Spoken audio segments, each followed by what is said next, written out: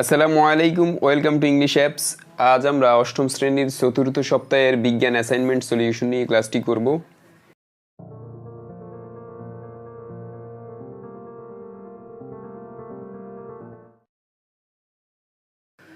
প্রথমে আমরা সিলেবাস নিয়ে কথা বলবো। এর আগে বলে নিচ্ছি কভার পেজে সব আগের মতোই থাকবে, শুধু উপরে কভার পেজে সংখ্যা অ্যাসাইনমেন্ট নম্বরের মধ্যে লিখবে হচ্ছে 2, যেহেতু এটা বিজ্ঞান দ্বিতীয় অ্যাসাইনমেন্ট। আর বিষয়ের শিরোনামের মধ্যে লিখবে পরমাণুর গঠন, যেহেতু এটা পরমাণুর গঠন অধ্যায় থেকে এসেছে, তাই শিরোনাম হবে পরমাণুর গঠন। আর প্রশ্নটি নিয়ে কথা বলবো। প্রশ্ন হচ্ছে যে তোমাদের পরমাণুর গঠন থেকে একটি সৃজনশীল প্রশ্ন দেওয়া হয়েছে। তোমরা দেখতে পাচ্ছ মৌল, পারমাণবিক সংখ্যা, ভর সংখ্যা দেওয়া আছে। এক্স এর পারমাণবিক সংখ্যা হচ্ছে 17, ভর সংখ্যা হচ্ছে 35। ওয়াই পারমাণবিক সংখ্যা হচ্ছে 11, ভর সংখ্যা 23। জেড এটার পারমাণবিক সংখ্যা হচ্ছে 6, ভর সংখ্যা হচ্ছে 14। 4টা প্রশ্ন করা হয়েছে। প্রথম প্রশ্নটি হচ্ছে আইসোটোপ কাকে বলে, হুবহু মেইন বই থেকে তুলে দিয়েছে। খ নম্বর প্রশ্ন হচ্ছে পারমাণবিক সংখ্যা বলতে কি বুঝো, সেটা সংজ্ঞা আমাদেরকে লিখতে হবে। আমরা একটু পরেই নমুনা উত্তর দিব বইয়ের আলোকে। গ নম্বর প্রশ্ন করা হয়েছে উদ্দীপকের ছকে উল্লেখিত জেড মৌলের একটি পরমাণুতে বিদ্যমান নিউট্রন সংখ্যা নির্ণয় করো। অর্থাৎ জেডে যে পারমাণবিক সংখ্যা 6 এবং ভর সংখ্যা যে 14 রয়েছে, এটা নিউট্রন সংখ্যা বের করতে হবে, অর্থাৎ 14 থেকে 6 বাদ দিতে হবে। তো সেটাও আমরা করে দিব একটু পরে নমুনা উত্তর। ঘ নম্বর প্রশ্ন হচ্ছে উদ্দীপকের ছকে উল্লেখিত এক্স ও ওয়াই মৌল দুটির পরমাণু সমূহের মধ্যে যৌগ গঠন সম্ভব, যুক্তি সহকারে বিশ্লেষণ করে। এটা আমরা বইয়ের আলোকে তোমাদেরকে একটু এক্সপ্লেনেশন করে দিব। অ্যাসাইনমেন্ট ক্রাইটেরিয়াটা কিভাবে হবে? ক্রাইটেরিয়াটা হচ্ছে, প্রথম প্রশ্ন হচ্ছে কোনো মৌলের পরমাণুর ভর সংখ্যা ও প্রোটন সংখ্যা জেনে আইসোটোপের সংজ্ঞা সঠিকভাবে লেখার দক্ষতা। কোনো মৌলের পরমাণুর প্রোটন সংখ্যা জেনে পারমাণবিক সংখ্যা নির্ণয় দক্ষতা। গ নাম্বার হচ্ছে পরমাণুর মৌলিক কণাগুলোর ধারণা, ভর সংখ্যা এবং প্রোটন সংখ্যা দিয়ে জেড মৌলের নিউট্রন সংখ্যা নির্ণয়ের সক্ষমতা। ঘ নাম্বার মৌলের ইলেকট্রন বিন্যাস করে বহিস্থ স্তরে ইলেকট্রন আদান প্রদানের মাধ্যমে দুইটি মৌলের যৌগ গঠন সম্ভব কিনা তা গঠনের সক্ষমতা। এই বিষয়গুলো যদি থাকে তাহলে হচ্ছে অতি উত্তম ক্যাটাগরিতে তোমাদেরকে মার্কিং করা হবে। এটা হচ্ছে তোমাদের অ্যাসাইনমেন্টের প্রশ্ন। তো আমরা এখন একটা নমুনা উত্তর দিয়ে তোমাদেরকে দেখাবো কিভাবে উত্তরটি করতে হয়। তার আগে বলে নিচ্ছি, যারা এখনো ইংলিশ অ্যাপ চ্যানেলটিকে সাবস্ক্রাইব করনি অবশ্যই সাবস্ক্রাইব করবে এবং নিচে দেখা বেল আইকনটি ক্লিক করে রাখবে, যাতে করে যখনই আমরা অ্যাসাইনমেন্টের ভিডিও আপলোড করি তোমাদের কাছে নোটিফিকেশন চলে যায়। একমাত্র ইংলিশ অ্যাপ চ্যানেলই সবার আগে নির্ভুল উত্তর দেওয়ার চেষ্টা করে, সুতরাং নির্ভুল উত্তর পাওয়ার জন্য ইংলিশ অ্যাপসের সাথেই থাকো। তোমাদের প্রথম প্রশ্নটি করা হয়েছে আইসোটোপ কাকে বলে বা আইসোটোপ কি। তো সেটার উত্তর দেখো, কোনো মৌলের ভিন্ন ধরনের পরমাণু যাদের প্রোটন সংখ্যা সমান কিন্তু ভর সংখ্যা ভিন্ন, তাদের ওই মৌলের আইসোটোপ বলা হয়। অর্থাৎ কোনো মৌলের পরমাণু ভিন্ন ধরনের পরমাণু যাদের প্রোটন সংখ্যা হবে সমান, অর্থাৎ দুইটার প্রোটনই হবে সমান কিন্তু ভর সংখ্যাটা ভিন্ন রকমের হবে, সেটাই হচ্ছে ওই মৌলের আইসোটোপ। এভাবে লিখে দিবে তাহলেই হবে। খ নম্বর প্রশ্নটি করা হয়েছে পারমাণবিক সংখ্যা বলতে কি বোঝায়। তো এটা তোমাদের বই থেকে হুবহু আমি উত্তরটা তুলে দিয়েছি, কারণ হচ্ছে যে বইয়ের আলোকেই হচ্ছে তোমাদের উত্তরগুলো প্রস্তুত করতে বলা হয়েছে বোর্ড থেকে।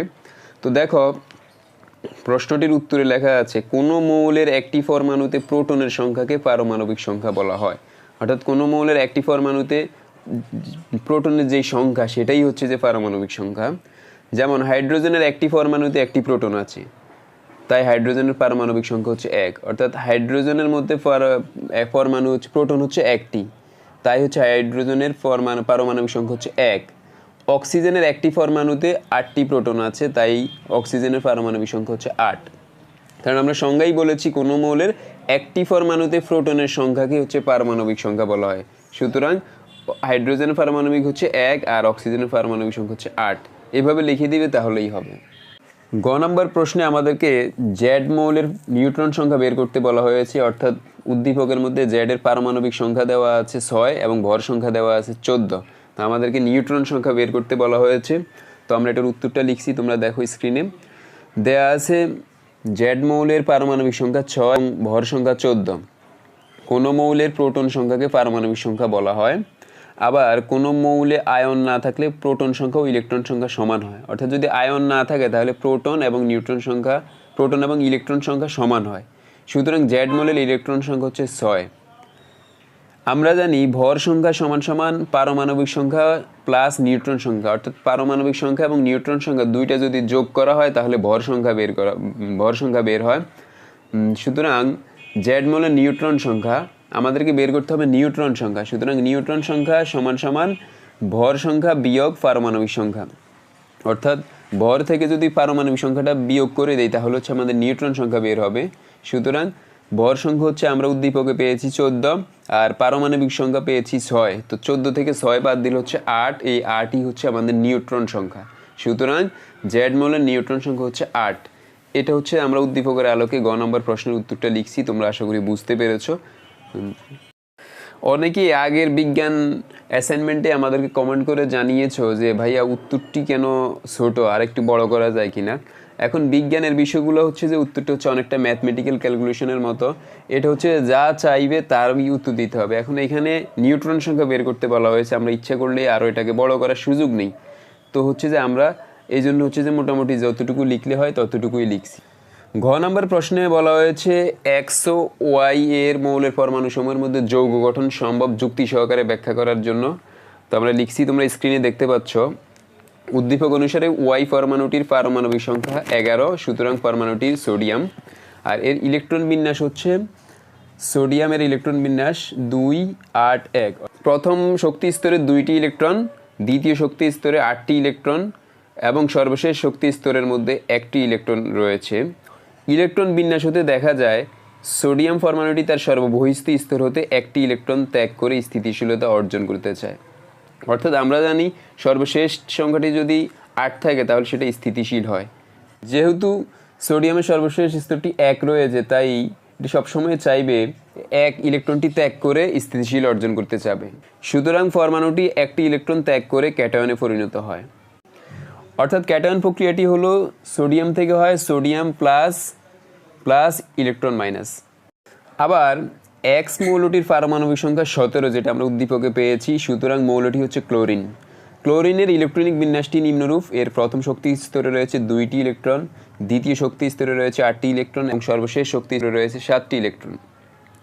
ক্লোরিনের সর্ববহিস্থ স্তরে 7টি ইলেকট্রন রয়েছে, তাই ক্লোরিনকে স্থিতিশীলতা অর্জনের জন্য 1টি ইলেকট্রন গ্রহণ করতে হবে। যেহেতু আমরা জানি সর্বশেষ সংখ্যাটি যদি 8 থাকে তাহলে সেটা স্থিতিশীল হয়। সুতরাং ক্লোরিন একটি ইলেকট্রন গ্রহণ করে অ্যানায়নে পরিণত হয়। তো তোমরা প্রক্রিয়াতে দেখতে পাচ্ছ ক্লোরিন একটি ইলেকট্রন গ্রহণ করে ক্লোরিন মাইনাসে পরিণত হয়। এভাবে সোডিয়ামের ত্যাগকৃত একটি ইলেকট্রন ক্লোরিন পরমাণু গ্রহণ করে এবং উভয় পরমাণুই স্থিতিশীলতা অর্জন করে। ফলে আয়ন দ্বয়ের মধ্যে স্থির বৈদ্যুতিক আকর্ষণ বল কাজ করে এবং বন্ধন তৈরি হয়। অর্থাৎ আমরা দেখতে পেয়েছি প্রথম প্রক্রিয়াটির মধ্যে আমাদের একটি ইলেকট্রন ত্যাগ করেছে, তারপর হচ্ছে সেই একটি আবার ক্লোরিন গ্রহণ করেছে। যেটা সোডিয়াম একটি ত্যাগ করেছে সেটা পরবর্তীতে ক্লোরিন গ্রহণ করেছে এবং এইভাবে হচ্ছে স্থিতিশীলতা অর্জন করেছে। একটি ইলেকট্রন ত্যাগ করে এবং ক্লোরিন একটি ইলেকট্রন গ্রহণ করে ক্লোরিন মাইনাসে পরিণত হয়েছে। অতএব সোডিয়াম প্লাস ক্লোরিন, এই প্রক্রিয়াটি হচ্ছে সোডিয়াম প্লাস ক্লোরিন মাইনাস, অর্থাৎ সোডিয়াম ক্লোরাইড হয়েছে। আর এই সোডিয়াম ক্লোরাইডটাই হচ্ছে বন্ধনকৃত অবস্থা।